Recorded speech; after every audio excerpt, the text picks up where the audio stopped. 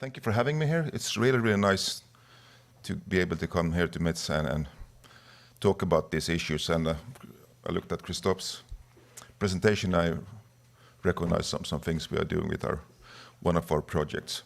So my name is Carl-Gustav Lindén. I used to be a journalist, a business journalist for 25 years in Finland and Sweden. And we had some exciting times in Finland. There was this company called Nokia. Have you heard about that? So I'm just publishing a book named The Kingdom of Nokia, The Rise and Fall of a Brand Nation. So we had some good times and we had some bad times. But today I'm going to talk about my sort of favorite topic for the moment, the augmented journalism, and I'm going to explain in just a few minutes what I mean.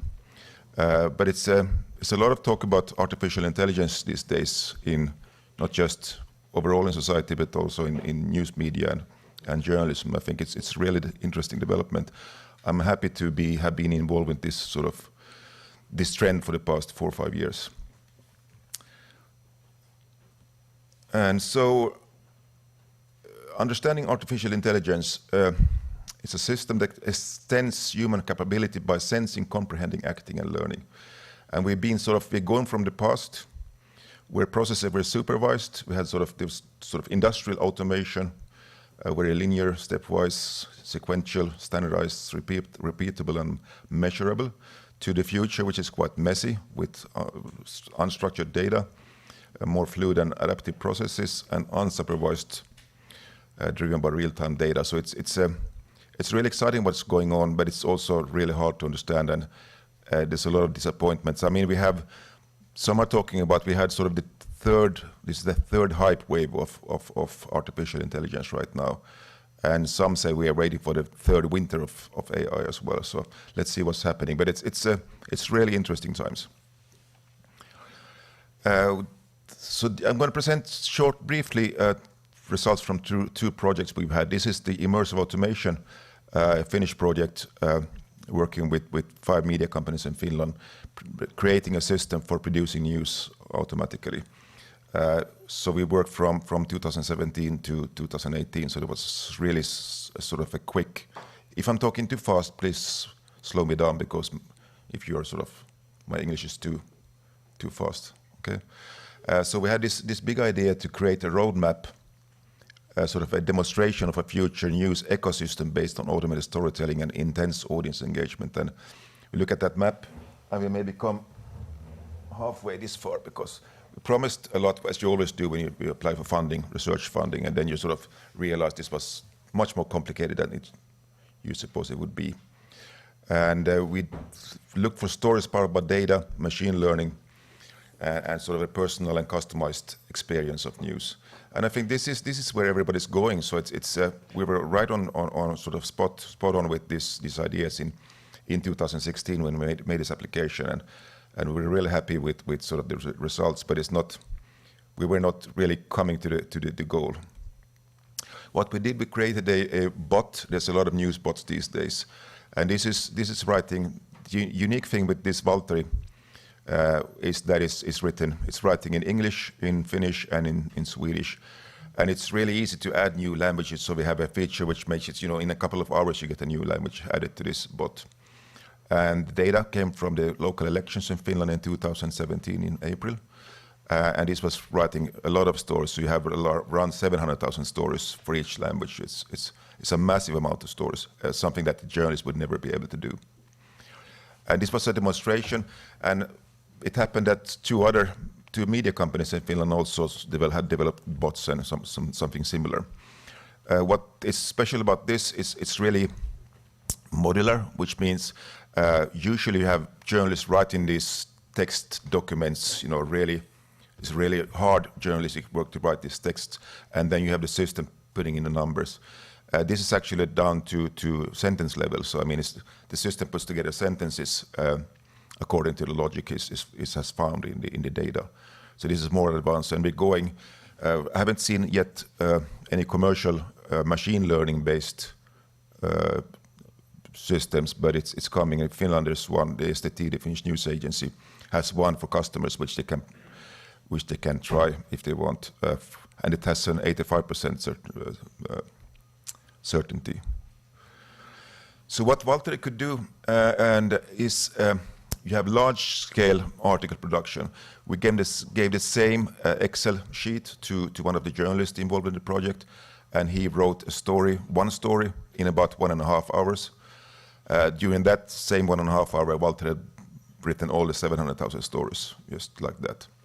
So it's humans can't handle large diversity in input or output. I mean, if there's huge amount of data, millions of data points, there's no way a human can sort of analyze those data points and see what's the range of stories we have here. Neither can they do hundreds of thousands of stories for each data point. And of course, it's really difficult to write a story for each person. You need to know those persons. So, but with these systems, you can have a sort of the user will sort of be recognized by the system, and this system will write a story personally for that person. And of course, journalists don't want to do these things. I mean, automation is not what journalists want to do. And they don't want to write these articles for 2 people. They want to write for a maximum audience. They want as many readers as they can get, not just 2. So this is potentially something that journalists can't do, and it's something that journalists don't want to do. So it's just a win-win situation. And this is important to remember, that these are complementary systems. These are not replacing journalists, and actually creating a lot of jobs for journalists. And the key to automation, and this is, Christoph had this on his slide, data control is really important. Where do you get the data from? Because you need structured data. You need data which is, there's no missing data in those, is it either Excel sheets or as CSV files? Because if there's missing data, the machine won't understand anything. And it needs to be structured, so it has to be sort of in a way structured that machine can understand and repeat the processes. So this is why we have these news automation systems, and there are quite a few, maybe 12, 15 vendors in the world right now. They all have the same structure, so all have the same need for structured data. And that's why we have sports, a lot of sports data. That's why we have financial news, there's a lot of financial data. And there's also some sort of sources of data which are coming, like in Sweden we have property deals, real estate deals.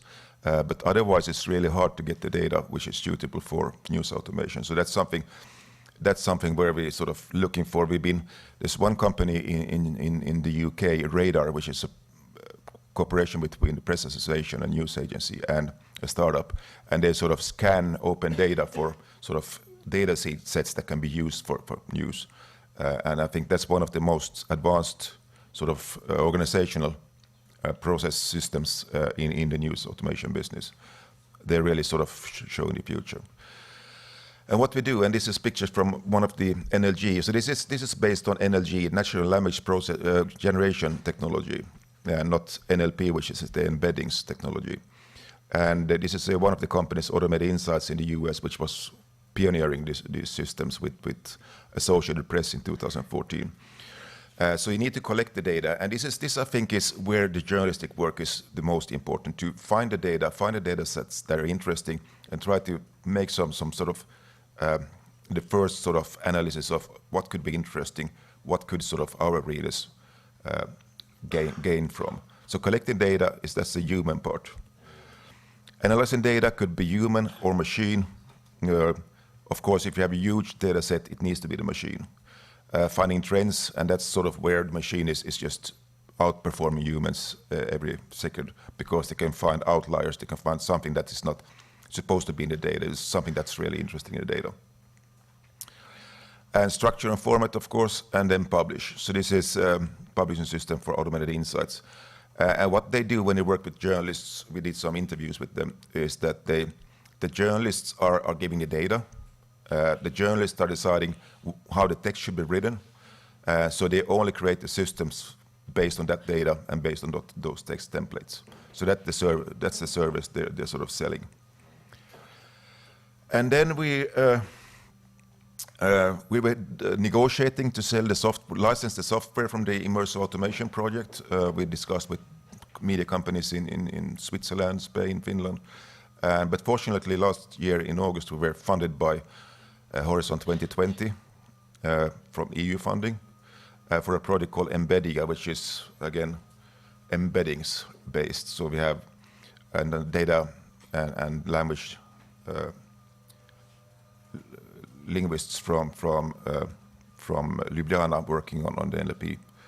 And this is called, and the thing is, because all the systems are available in English, probably also in German, in Spanish, in Chinese, Mandarin, probably, the big languages. But if you go to sort of and French, of course, but if you go to Finnish or Estonian or like really small language like the Sorbian in Germany with 30,000 speakers, Google, Facebook, Silicon Valley will not be interested in providing any services in those languages. So this is sort of this is what the EU wants to fund, something that develops sort of language technologies in smaller languages in the EU. And newsrooms lack those tools because you only get them in English. So I mean that's something as a Swedish-speaking and Finnish-speaking Finn that you bump into because you don't get those tools in our small languages. And it's a quite big project, 3 million euros. So when we had the kickoff in Ljubljana in Slovenia in January, there were like 50 people in the room. So it's a big group of people, sort of. And I'm going to get into some of this is what the media companies are struggling with. I mean, Express Group, Estonia, struggling with user comments in several languages, in Russian, Estonian, Lithuanian, and Latvian, and trying to figure out what people are saying, what they're commenting, and are there common patterns in these comments. Styria Media Services from Croatia have operations in Slovenia, in Austria, in Croatia, and they have sort of the data needs of looking at. And the Finnish news agency STT have a need to sort of communicate with Nordic news agencies in their languages, Swedish, Danish, and Scandinavian. Finnish is it's not a Scandinavian language, it's a totally different language, so the structure is different. These are the customers, so to say, in the research project. And so we want to have new efficient tools for editorial work, and a lot of data, a lot of info, capability problems in the news media. I mean, these are quite small, they are not sort of New York Times or the BBC, these are quite much smaller, and they don't have the resources to do this stuff.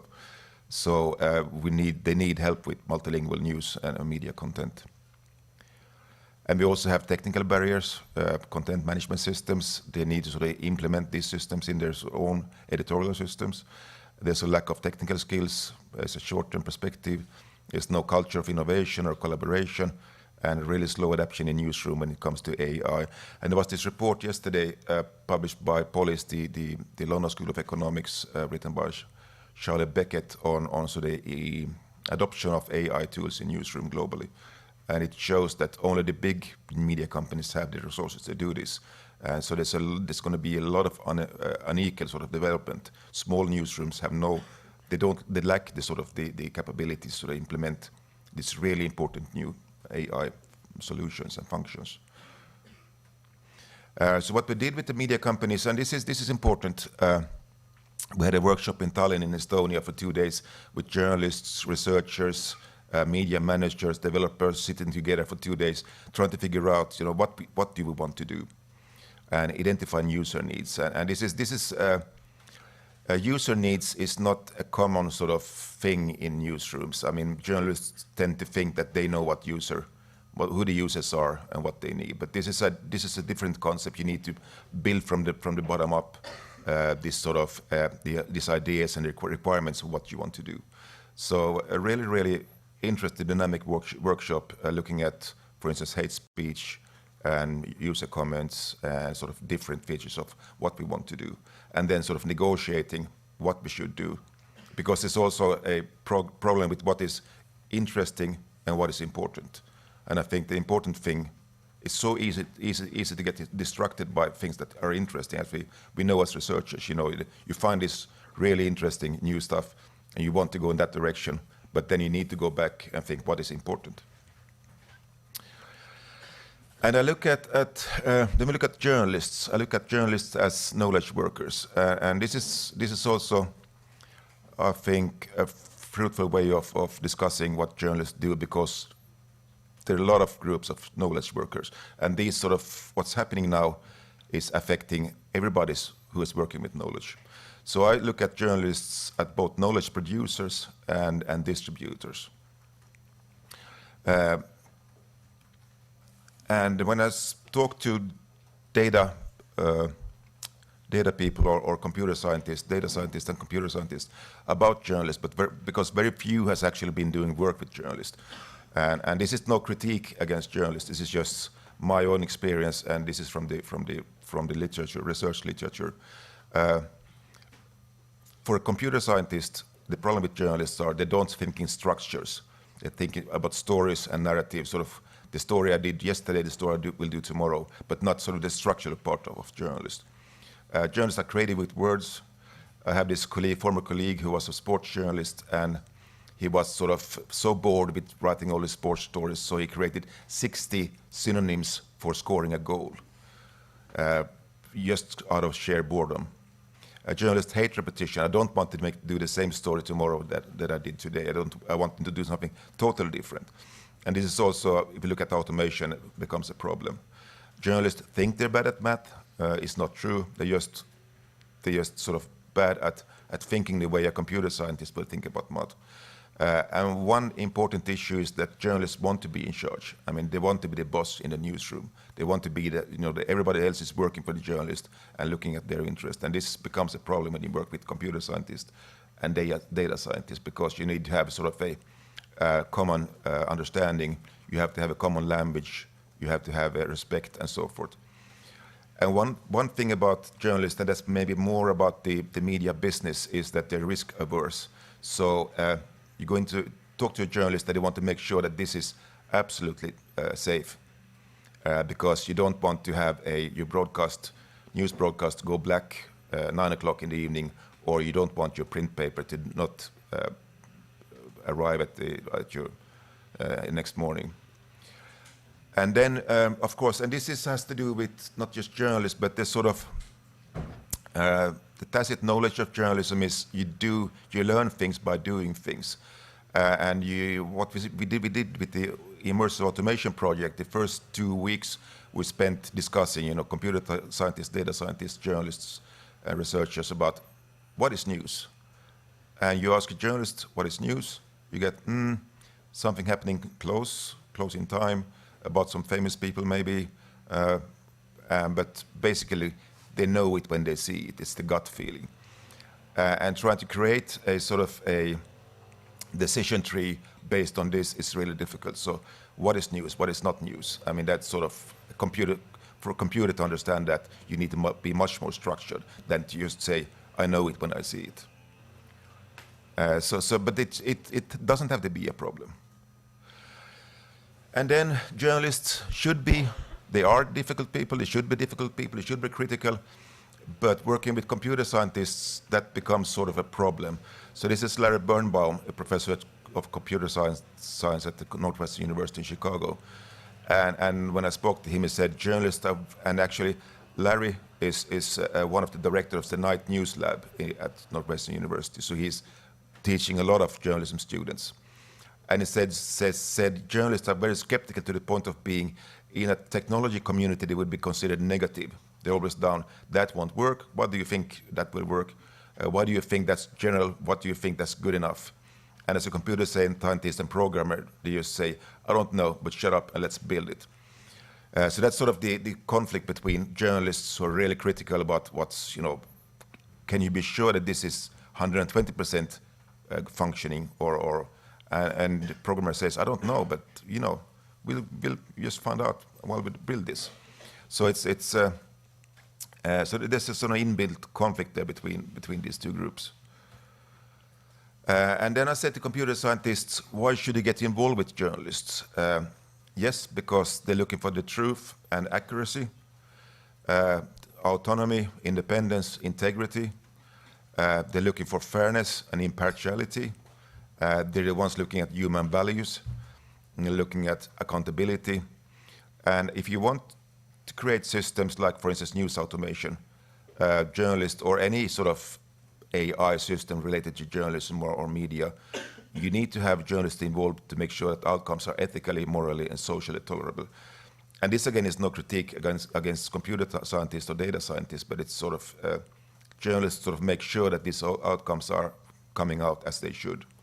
And we can discuss that if you think that's true as well, but that's sort of my take on this.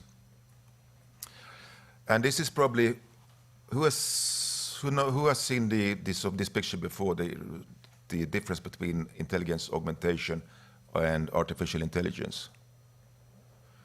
Because this is not very much discussed for a very single, very good reason, and because Silicon Valley, which is driving the AI development, is almost only thinking about machines that make people smarter. They're thinking about autonomous systems, car driving by themselves, that imitate and replace human cognitive functions. And so we sort of, the whole discussion about AI is framed by sort of the ideas from Silicon Valley. But then there's sort of the other way of looking at this, intelligence augmentation, and this was, one of the first talking about this was Doug Engelbart, one of the founding fathers of computing, and already in a paper from 1962 about machines that would make people smarter, about humans being in charge. And I think intelligence augmentation has to be sort of the framework for journalism, because journalists, okay, they need to become smarter, they need to become more efficient because of sort of the financial strains and because of the lesser and lesser resources. But they need to be in charge. Journalists, or the people around the journalists thinking like journalists, need to be in charge. And so this distinction is important, but since we don't know what the AI development will look like in the next coming 30, 40, 50 years, this is a consultant from Silicon Valley who thinks that sort of we are here today when it comes to human augmentation and machine learning technologies, and we're going towards full automation technologies. I don't know the timeline. It's up to you to decide what do you think. Probably something between, I don't know, 30 years to 50, maybe 100 years. There's disagreement among computer scientists on this timeline, or the road to singularity when computers will be as smart as people. So when you talk about structure of augmented journalism, I think every journalism student, every journalist working in the newsroom should be aware of the AI development going on. And a study from London School of Economics presented yesterday shows that there's still quite a few that actually feel that they know what's going on. It's sort of a big unknown. AI in newsrooms is coming.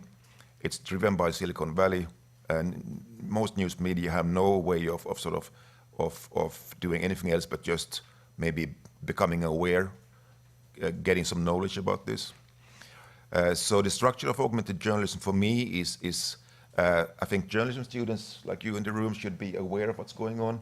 I think some of you might have need to have some more deeper knowledge about what's going on and be able to sort of get involved.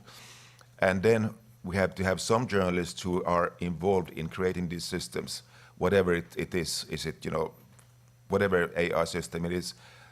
Journalists that have the social skills, I mean, that's the most important part, I think, to be able to discuss, have the same language as computer scientists or programmers, and sort of be able to socialize and be part of that group that develop these systems. But they also have to have the digital skills to understand the technical part of what's going on. So I think the tip of the pyramid is where these augmented journalists will be. And I think there's quite a few already. I'm not quite sure what the position is in the newsrooms, but I find them in quite a few places. And you look at New York Times or Washington Post, of course, there's a lot of these people working there. If you look at a newsroom in France, I'm not quite sure. I have no idea. I know in French-speaking Belgium, these people aren't existing at this moment. And what is a human AI hybrid journalism, what I call augmented journalism? And this is from a psychologist, Damasio from one of his books from last year. He says, our minds operate in two registers. So we have one register where you quite easily can describe what's going on in computational terms. So these can be captured by AI and robotics. And that has to do with perception, with movement, with memories. I mean, machines remember things. Reasoning, is this or that, is this true, not verbal language and mathematical languages, of course. So this sort of there's no human journalists maybe shouldn't try to compete with the machine within this register. But then, of course, by the second register, the emotions, the feelings that describe the states of life in our living body, and that's sort of it's sort of a unknown. It's a mystery to machines. It's also a mystery to researchers. I mean, we have no data model of the brain. We don't know exactly how the brain works. We have maybe some features we know, but basically it's unsolved territory. So current AI robotics do not address this second register. So I don't say that journalists will be safe in the future from computation or sort of brain interfaces or whatever it could be. I mean, this is what Facebook and Google are experimenting with. And this is also something, I mean, just on the side, what will the devices of the future be for journalists? If you have devices connected directly to the brain, what will that mean for journalism? What is the place for journalism? So I think that's something that needs to be discussed within the sort of the context of augmented journalism. And then this is where I think the future of journalism is going. There's been a lot of talk about product or service features of journalism or functions. These sort of are becoming less interesting because everybody needs to sort of adopt the sort of the Silicon Valley the way of creating sort of, interfaces and software. We are used to having very fast mobile phones, and everything should come in directly, as soon as we touch the screen. So these are sort of the basic functions. Emotions. There's more and more talk about emotions in journalism. Journalists need to be sort of empathical. So empathy is really important for journalists. But what I think is where the future of journalism is creating this sort of the sense-making function of journalism, helping people understand what's going on in the world, helping people understand what does this mean for me, what does this mean for the community where I live, and this is sort of the top of the needs hierarchy, and this is going on. I mean, there are companies that are really developing sort of the deeper meaning, the sense-making function of journalism.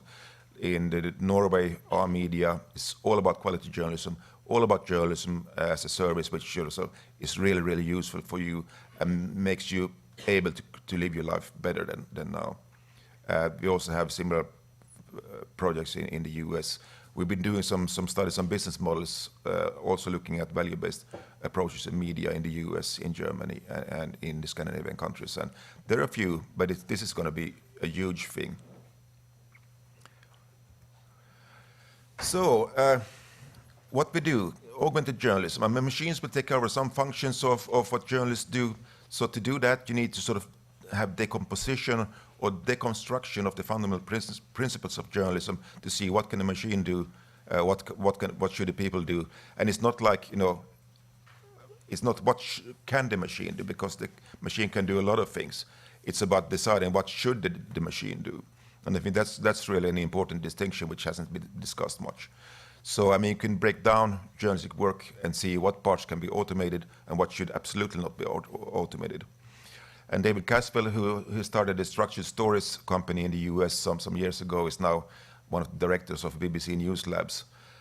He says that is the pathway to many different new uses of journalism. I mean, journalism can be many things. We have sort of a traditional view of legacy journalism where journalists are supposed to do certain things, but this is sort of opens up this sort of the future of journalism, and what could journalists do, not just what should they do, and new ways for sense making in journalism. So what can be automated and what are inherently human tasks? That's sort of the big issue. And of course, as I said, data is one of the really big questions. for journalism and access to data. There was an interesting story in The Economist just some weeks ago about the stock exchange and the sort of the trades on stock exchange, and the humans have disappeared from no humans are doing trades anymore on stock exchange. It's all machines. But where there's comparative advantage is where in the data. So what human traders do is they try to find the data that is really sort of gives the company a comparative advantage when trading stocks and other papers on the exchange.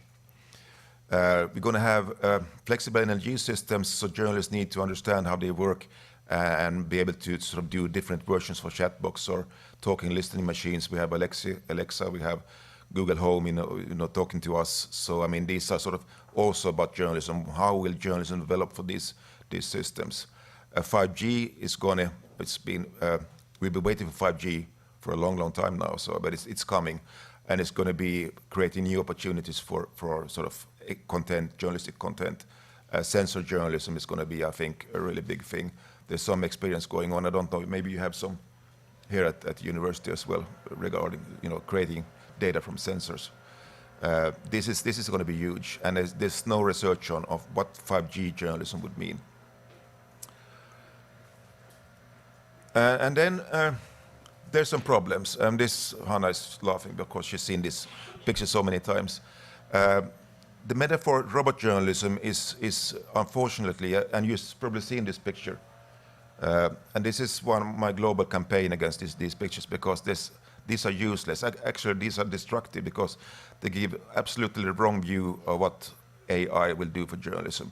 This picture tells you that the robot will come and take your job.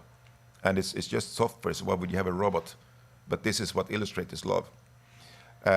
It's gaining some traction. I mean, people are sort of thinking more about sort of how do we talk about AI, and that's in the report published yesterday. I mentioned this is also how do you communicate in newsrooms, what these systems do.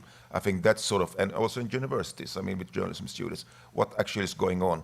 What are you talking about here? Now it's just sort of the robot journalism AI thing, and it's destroying our jobs, taking our jobs, and it's a scary future. So please, if you can, stop using these pictures. Tim, have anybody taken the Elements of AI open online course? Nobody? It's really popular in the world. It's created by this professor at University of Helsinki, Teemu Roos, where you can learn sort of the basics of AI. And if you have some time to spend, look at the elements of AI. And he says, I mean, you know, don't illustrate AI like this. No humanoid robots. Nothing blue. No spaces, picture from space. No brains made of circuits. Not the Terminator. And he has, I think he has a good sort of. It's a good advice, because how we illustrate, how we talk, how we use the metaphors for AI determines the way we sort of think about the opportunities, what could be done, and how could I be involved in this. So, and he says good choices are general people, like just people. So I think this is something to think about also in research, and also when you talk about this in sort of, for instance, in journalism education. I've heard some students saying you're the first person talking about, and they say use the metaphor robot journalism in a positive way, and I think that's quite sad, because everybody in the university has said this is a threat, it's going to take your jobs. And this is in Swedish, but this is also the sort of, in my view, an illustration of the absolutely worst way of presenting AI in the newsroom. This is a Swedish news media company. They have been using this text robot for quite some while now. Is doing stories on sports, mainly soccer and ice hockey, on weather, and nowadays also on property deals, real estate, and producing hundreds of thousands of stories. And this is a dashboard from a newspaper which says, you know, how many paying readers have you created today? How many readers of your stories have been started to pay for news? And number one every day is the text robot from multimédia. So I mean, you're forced to log into the system to look at you and how you fare against the robot, and you always lose. You cannot win against the robot. So that's sort of, I think, really damaging sort of illustration of how AI can be used in the worst possible way. If you're interested, we wrote a report for the One IFRA, and it's online. I can send you a link if you want to, on news automation, the rewards, risks, and realities of machine journalism. So One IFRA is the World Association of Newspapers, and it's been quite popular, sort of a basic sort of understanding of what's going on within news automation. And I think this has been, it was fun to do, because we had to explain in really easy terms, really in a way that, you know, a media manager with 10 minutes to read could actually go through this and find something useful for it. So this is some sort of basic introduction to news automation and what we've been doing. I think that's about it. If you have questions, I'm happy to answer. Or how do you want to do it? No. Yeah. Sure. It's very fine. Wait, just light on the microphone. Like this? Okay. Hello, Mr. Lindén. First question is on your last slide. You put up an example of a media outlet that presented the issue that newsbots produce more articles than regular journalists. But how you say that's a bad way to present newsbots, but on the same scale, that newsbots has produced more articles than journalists, and so maybe perhaps that newsbot put a lot more of the public on the website, and thus has a larger interest, as a lot of medias are today based on advertisement. So where's the my argument is you can't compete with the machine, because if you're writing maybe 5 to 10 articles a week and the machine are doing 10,000, it must be that the people are sort of, the people are triggered to pay for news because there's such a huge amount of articles to choose from. And that's the problem with this sort of this system, that it's unfair to compete with the machine on these terms. That's what I'm saying. So it's you always lose. And the sad thing is that journalists are forced to log into the system to see every day that they're losing against the machine. But at that point, I mean, for people that lead media outlets, they see only numbers. They can see only numbers, can they? Yeah, exactly. That's a good point. I mean, the metrics in news media is used in the wrong way. It's the metrics used for clicks and time spent and other sort of useless metrics than the actual engagement. So I think it's a combination of sort of thinking about the old way of sort of the 2008 way of doing journalism. This a whole new sort of knowledge about what actually makes people pay for news today, which is sort of not in this sort of metric system. That's a real heavy transition to put upon. Yeah. So we also see a lot of news media using metrics in the wrong way, thinking about clicks, which are basically useless because clicks doesn't say anything about what people actually do with the news. But it brings money. It doesn't bring money. That's the problem. Clicks doesn't bring money. It's the money goes to Google and Facebook. But it sells ads. Well, the ads are going away from news media, unfortunately. So, and that's what I'm coming back to this. This picture, which is really important. Journalists are becoming more and more dependent on readers who are paying for news. So the business model has changed fast. So digital ads are going away. There's no sort of business for clicks any longer. And that's been also now in the US, because this has been imported to Europe from the US, where the ad business has been much bigger in the news media. And so in the Nordic countries, which have the biggest proportion of people paying for news, directly, not through ads, but directly paying for news. The news media has, like our media in Norway, is the best in the world on sort of triggering people to pay for news.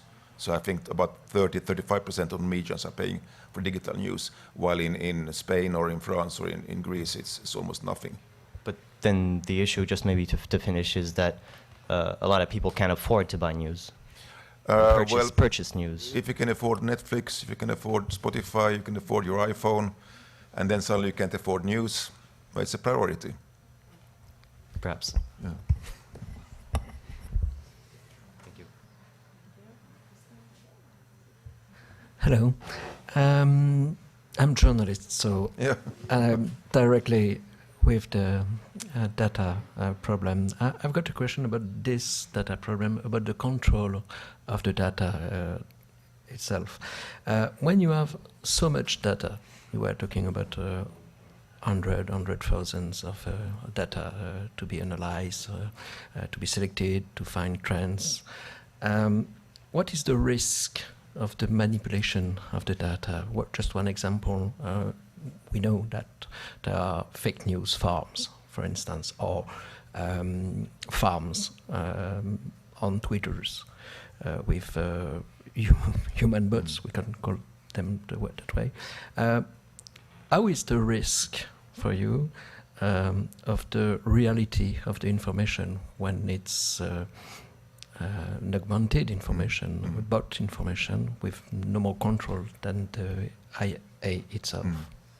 Well, it certainly has to do with the freedom of the press. I mean, if there's a free and autonomous press, you have fewer problems probably. But these systems, of course, when you get dictators get their hands on both the systems and the data, then you get huge problems. I mean, this sort of computational propaganda is becoming a sort of, it's going to be extreme.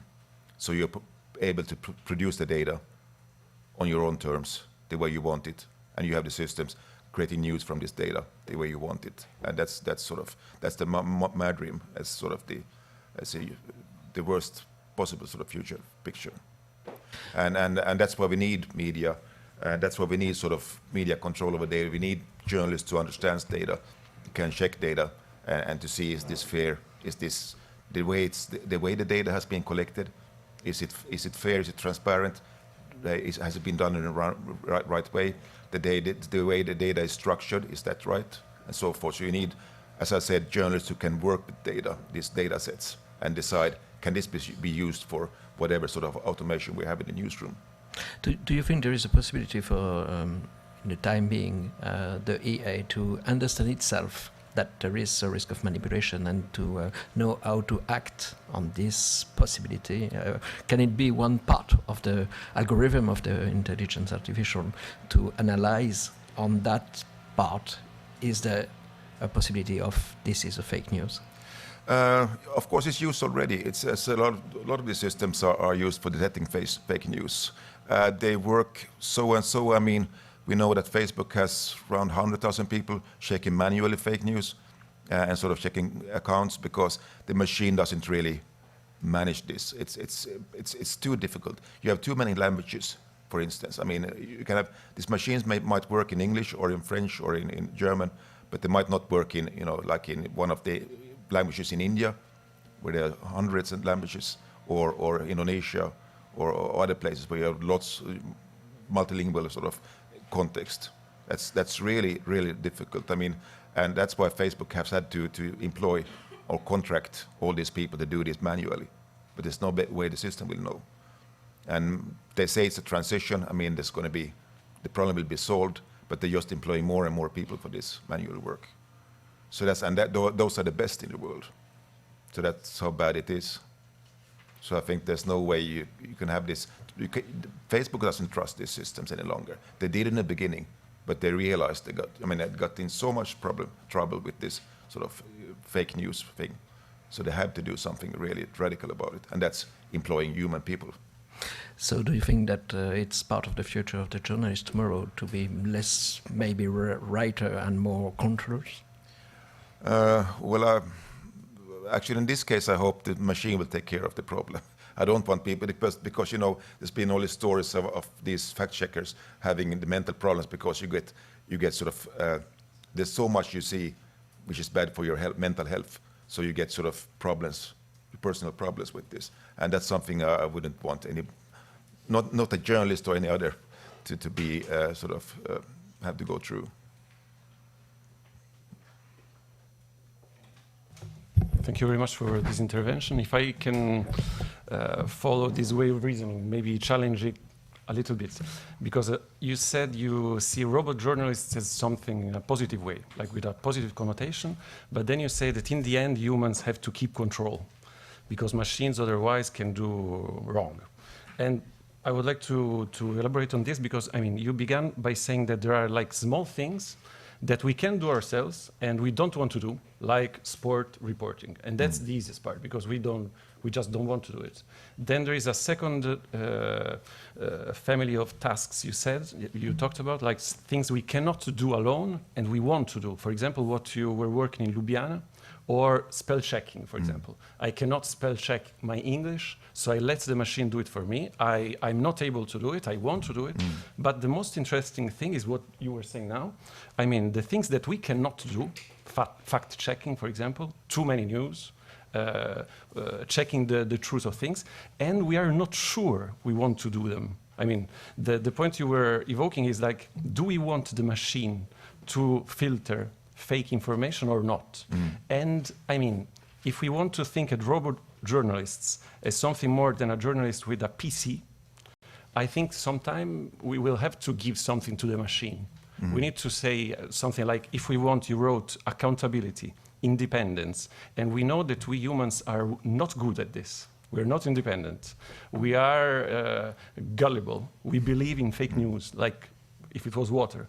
And if the machine is better than us, I mean, you already answered a little because you don't believe that the machines will be really better at these things than humans. But if they were, isn't it maybe something that a robot journalist should take into account? Like the fact that he's not alone anymore. It's two people, he and his PC.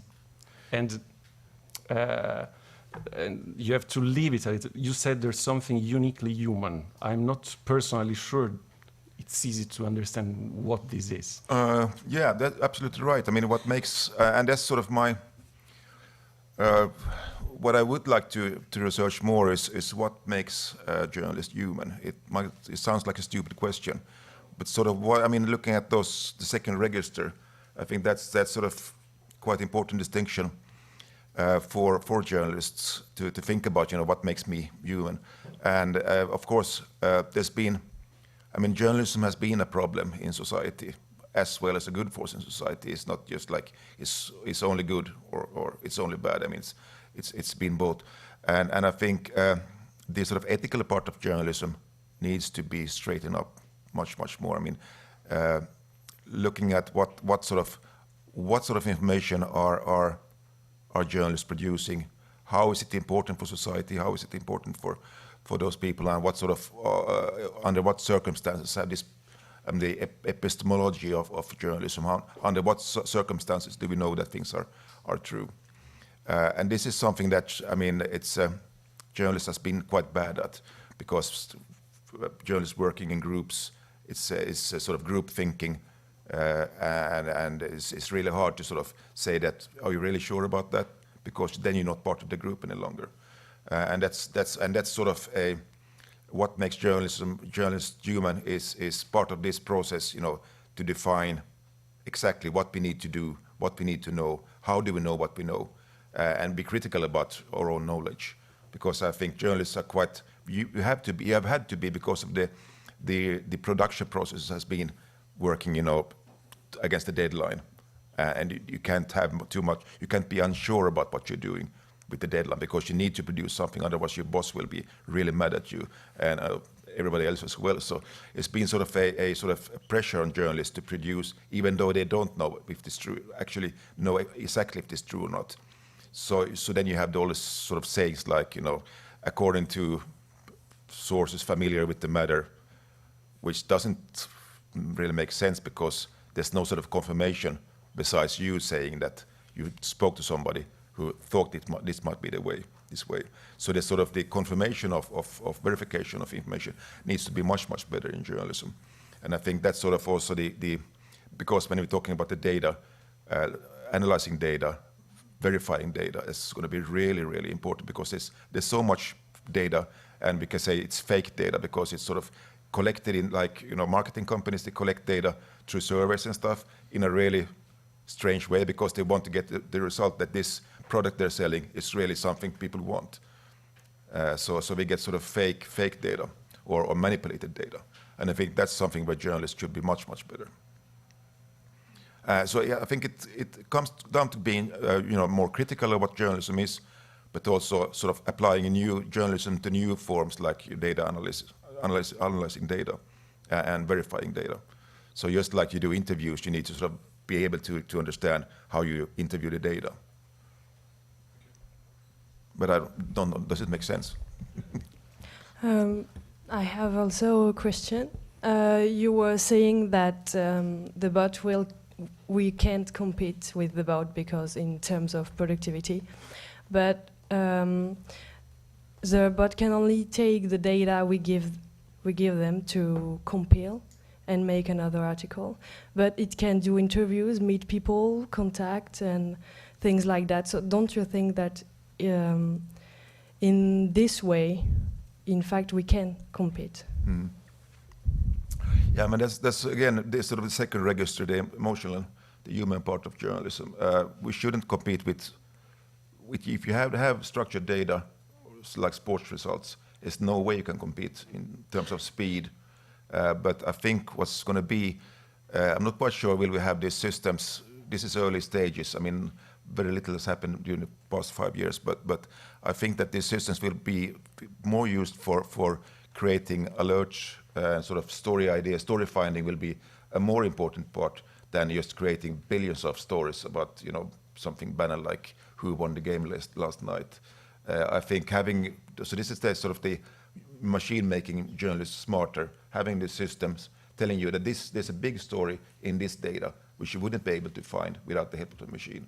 So like so the story finding process will be much more better, much more effective, much more interesting for journalists. I think that's sort of for me, one of the most important applications of AI in the newsroom, story finding.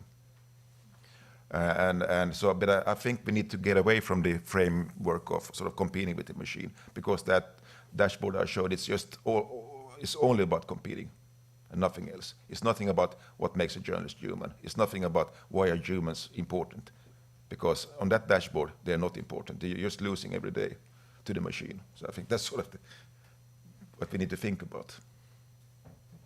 I've got another one, sorry. Just listening to you is just thinking of this. One of the things people today tells to journalists is, well, all your informations are the same. Working with the IA, is it not the master of this?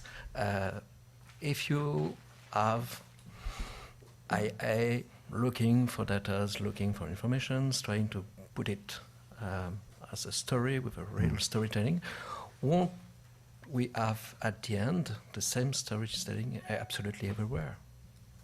Or do we have to learn to the IA how to search where nobody is searching?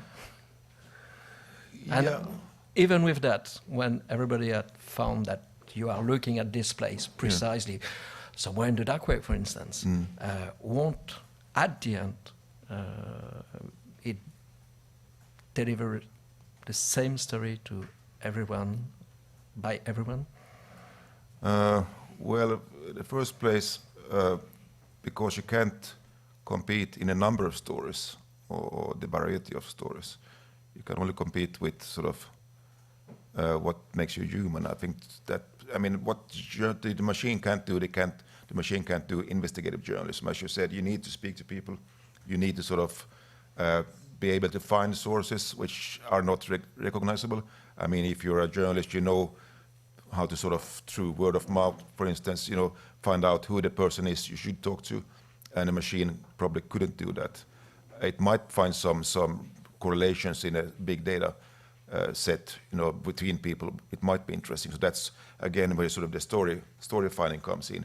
You might be able to find connections, like in Panama Papers or Paradise Papers, where between companies and humans, investors, people who are trying to avoid taxes. I think that's sort of that's where it comes in. So for investigative journalism, and investigative journalism actually deeper meaning part of journalism, and that's something that the experiences from Swedish and Norwegian media and also New York Times shows is that people are prepared to pay for good investigative journalism. They sort of realize the value of that, and they don't realize the value. So that's again the dashboard thing. Having the value is not in the number of stories. The value is the deeper meaning of what's going on. So it's part of the answer that we can give to our friend about the number of articles made by AI and the difference with the less articles, but maybe on deep meaning written by a journalist. And it's something as journalists, students, you should sort of think about is when your news editor says you need to write more articles, and then you can say, no, let's the machine do that, because the experiences from New York Times and from Sweden and from Norway is that all newsrooms are producing fewer articles now, fewer and fewer, but making sure that these are articles that people actually are reading. There's a sort of a bad correlation between what people find in the news and what their interests would be. And that's something with good use of metrics, you improve your understanding of what people actually are interested in. And that's something which is going on right now, but it's still quite bad. I mean, in Finland, for instance, 35% of people surveyed think that media provides what they're interested in, and only 25% think that it's presented in a tone that's sort of my way of getting information. So journalists are really bad at this, and this is where metrics is coming in a good way, helping us understand how people consume news, in what ways, when you do that, and so forth.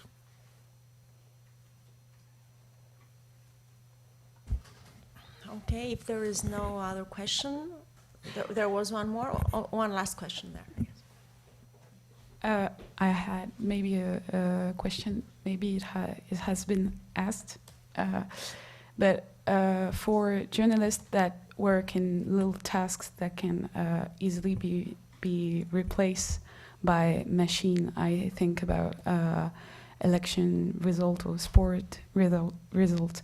If we replace them by machines, they will lose their jobs. Eventually, it's not something we can, because the enterprise, they need to make money and they can't afford to keep journalists that are not useful anymore. So how can you, how do you see that in the future? It's a very good question, because it's always relevant for journalism students. How do you get into the job market if there's no sort of the jobs we learn to how to do journalism? I mean, there's no these are the jobs where young people used to sit there and do sports reporting. This sort of quite sort of I mean the bulk news, the sort of the commodity of news, and that's true. But on the other hand, having this system, and that was maybe one of the disappointments in the previous project, was that the media companies involved, even though they paid to be in the project, they didn't really they couldn't figure out how to sort of create a business model out of this massive amount of news.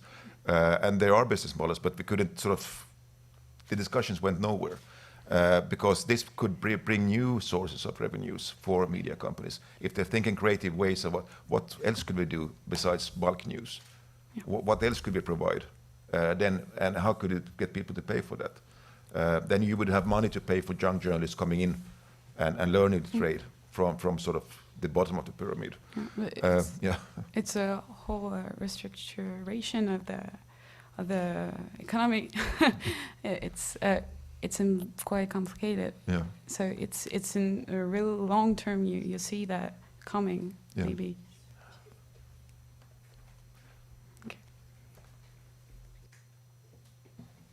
Okay, then, thank you very much for this very insightful presentation and the discussion. Thanks.